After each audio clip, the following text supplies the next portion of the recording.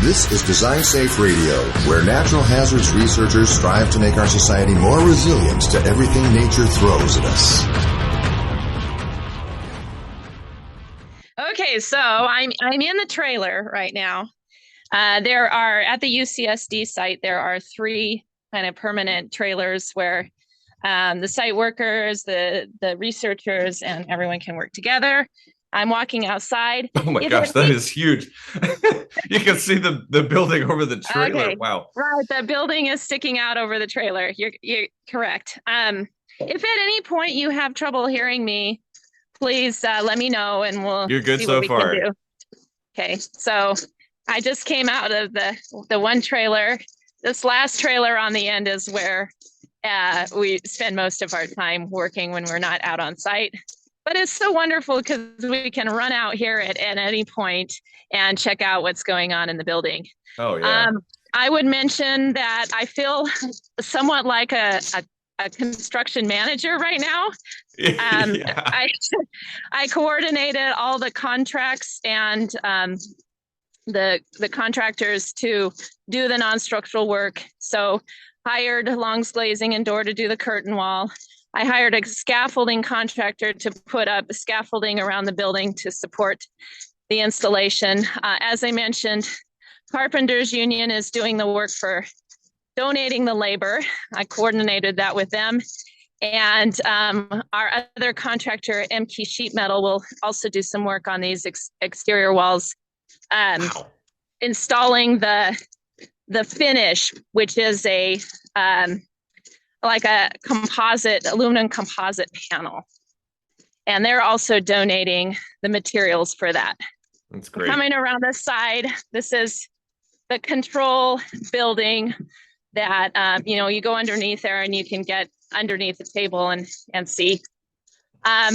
Here, walking along up to the edge of the building, I'm sure that we have two large towers installed next, which I believe are used partially for a safety catching system and partially so you don't crush the control tower if this thing collapses, which it shouldn't, but just in case.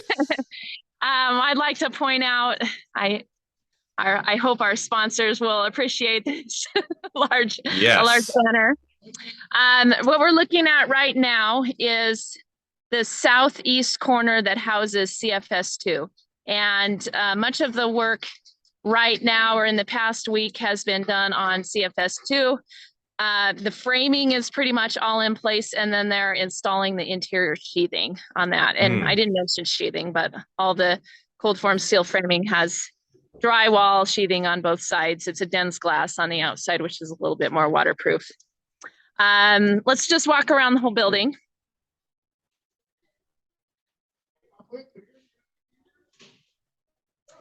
On the southwest side, we'll house CFS1. They haven't really gotten started on that one yet. We just have the scaffolding up.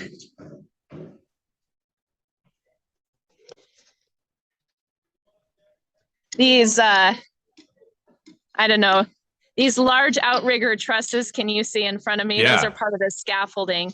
Basically, they have to extend the weight out beyond a certain section because the right next to the table, there's no load bearing zone.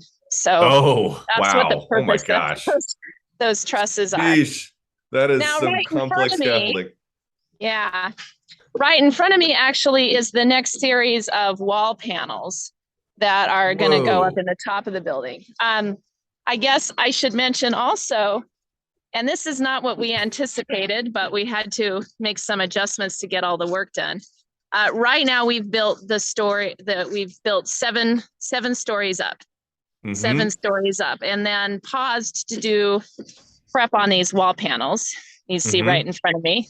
The next set of wall panels will span 4 stories, and there's a splice joint at the interface that will connect the two set of wall panels together. Oh my gosh, so you still got 3 more stories to go.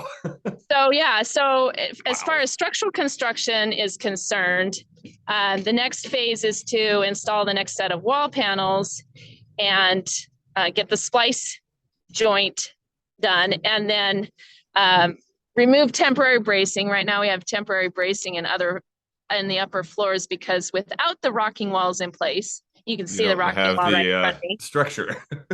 Without the rocking walls in place, there's no lateral resistance. Yeah. So, and anyway, we took advantage of this opportunity to get started on the non-structural walls at the lower floors. So, okay, right in front of me is the curtain wall. You see the orange framing? Yeah. This is one side, and then our friends at Oregon State appreciate the orange framing. No doubt. Yeah, it has a functional door on the front. So worst things worse, we can use this for entrance in and out of the building. There are now that all this framing is going up at the base, there's limited entry points. Yeah. This curtain wall spans the 2 stories. You can see big corner units, and those corner framing were built with like a flexible material filled with a flexible material to allow for the movement. But then you can see the horizontal and vertical mullions across, and then the glass pane set in between. And as they were designing this system, we were going for a variety of different sizes and shapes of the glass panels, just to see how that might affect. Yeah. Well, it also creates some aesthetic interest as well. So yes, definitely. Yes. Wow. So very nice. Beautiful. So we're pleased with the way that system turned out. Right here on this other corner, you can see the scaffolding again and active work going on CFS 3, which is the system with the spandrel units and ribbon windows. So right here at the base, I think you can see the framing in front of me is that it's called a knee wall right at the base. But I walk back around and go inside the building, I can comment on some other details about that. But basically, the knee wall is a cantilevered wall up off the base. So it's intended to have some moment resistance. And as a result, it uses these really heavy duty clips to fasten the base track and the studs into the floor slab. Yeah, so bear with me. Yeah. Walk around here. I can show some of that close up. As I said, I'm entering the building, active work going on. Please let me know if you can't hear me. No, you're good. Zoom's audio filtering is doing its job. Okay, very good. Yes. Oh, wow. So what's going on right here? They're working on the first level or level 2 spandrel unit. So starting to attach some framing off of that floor slab. And each stud is going to have a brace that gets connected back to the underside of the slab. And so they're installing the hardware to connect that brace. And as I mentioned earlier, it needs 2 points of contact to make the spandrel unit rigid off the side of the building. So that's what's going on there. Right here at the bottom, this knee wall is framing is pretty much complete. Here's one of these. Let's see, maybe get out of the sun. Here's one of these heavy duty base clips that's providing that rigidity at the base so it can function as a moment connection. How are we doing? Yeah, this is great. Oh my gosh. You can hear? You can still hear? Yeah. Okay, very good. This other corner is CFS1. Most of the sheathing is up. Unfortunately, once the sheathing goes up, you can't see the details so well. Yeah. I'll walk up to the second story so we can see. I think are these the stairs that are going to be in there, or these temporary? Yes. No, those are the real ones. Wow. This is the construction specialties donated steel prefabricated stairs. Cool. This is one side of the wall that's pretty much framed, but not yet sheathed. So I can maybe focus in on this. Oh, yeah. Here is one of those. Remember, this is the bypass frame system. Yeah. That has the clips that attach the stud back to the floor. Right here in front of me, that's the unistrut. And then here's a stud. And then here's the clip. And we ended up having to do a little detail on the fly. We didn't get the clearance between the unistrut and the stud quite right to get that third screw fastened in. So we have a little piece of track extending it out and fasten into the track. That's just the nature of construction. Exactly. Okay, how can we make this work?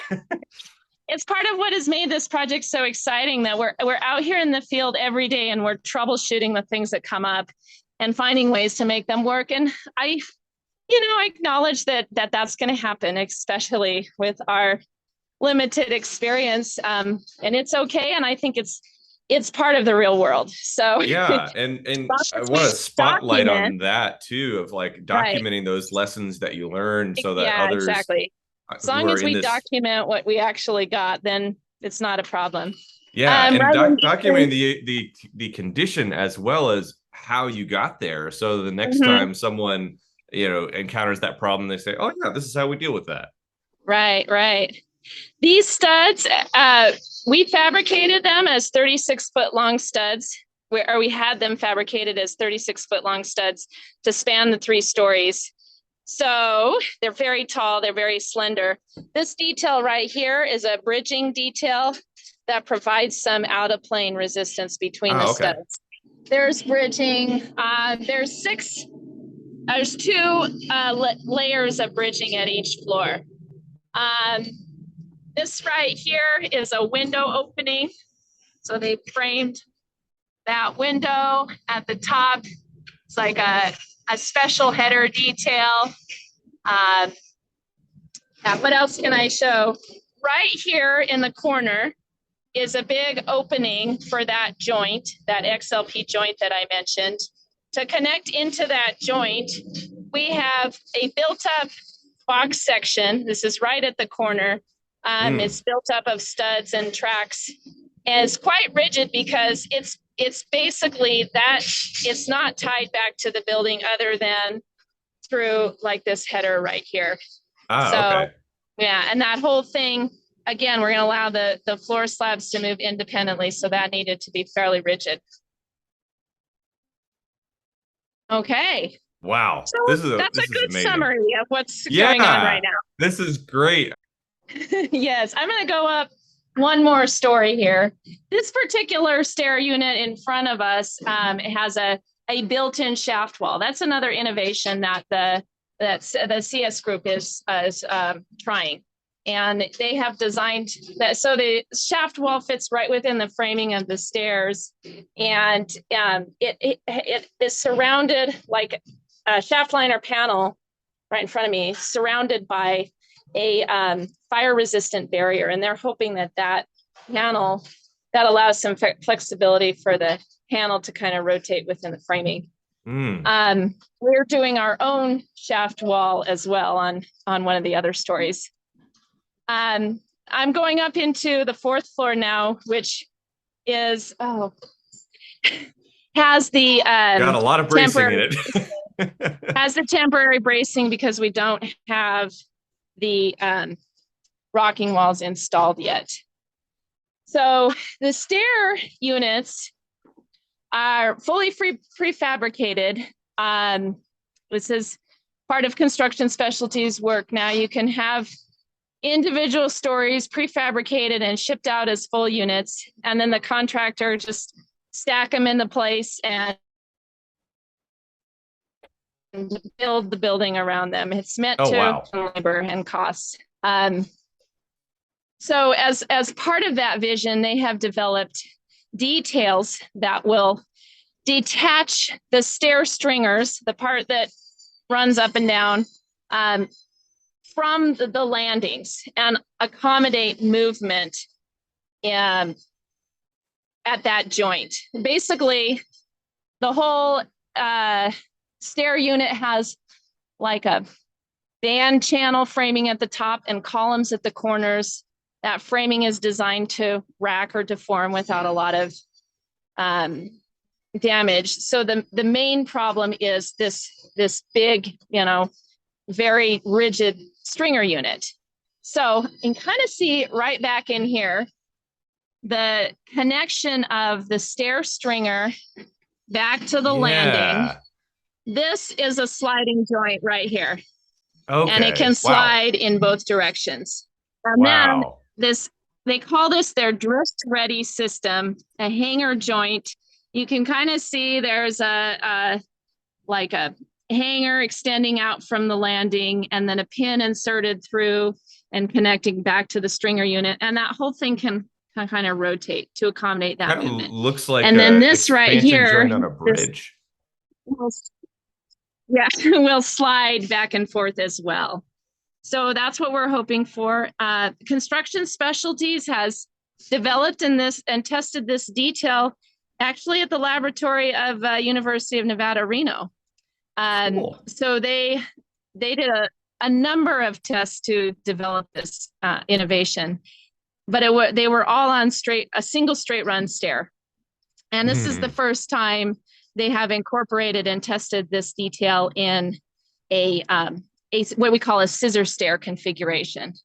And so both stringers, the bottom and the top, are connected back to the landing with this drift ready joint.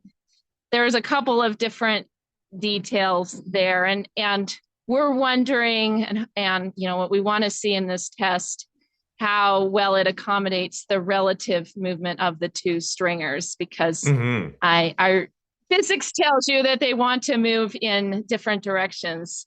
We're going to see how well this system can accommodate that. Wow.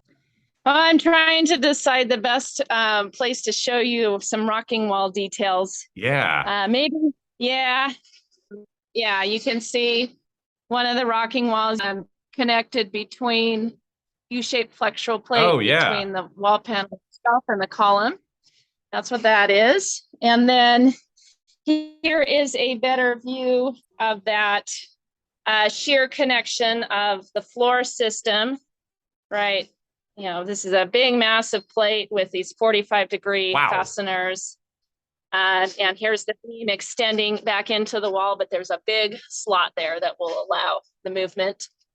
And then these guys over here are out of plane braces. And they're designed similarly with a little slot. I don't know how well you can see it, but a little slot right here that is again so it's out of plane bracing for the wall panel, but will accommodate the relative movement. Wow. Yep. That's cool. I can't wait to see that in action. I know you can't either. I think this might be a good place to... We're invested. Yeah. Oh my gosh. We could talk for 3 hours, and someday we probably should. This might be a good place to pause and say, stay tuned for next time. Thank you for coming on the tour with me today. It's been fun. This has been amazing. Thank you, Keri. Appreciate your time. I know you've got a million things going on. I won't let you get back to it. All right. Looking forward to staying in touch and following along with all your work, and anything we can do to support, reach out. Everybody listening along, thank you. Make sure to follow all the links. And if you're listening and not watching, go back and find this on YouTube, because, oh my gosh, you want to see this building. It's amazing. So, all right. Thank you so much. Appreciate it. Very much. We'll see you on the next one. Okay. Bye. Thanks for listening to today's episode of Design Safe Radio. This show is sponsored by the National Science Foundation, grant number 2129782. You can subscribe to Design Safe Radio on iTunes, Stitcher, or wherever you find your podcasts. Please leave us a review so that we can improve the show, and also help others find our episodes in iTunes. Thanks for your feedback and support. We really appreciate it. You can find out more about NHERI at designsafe-ci.org. on Facebook at Design Safe Radio or on Twitter at NHERI Design Safe.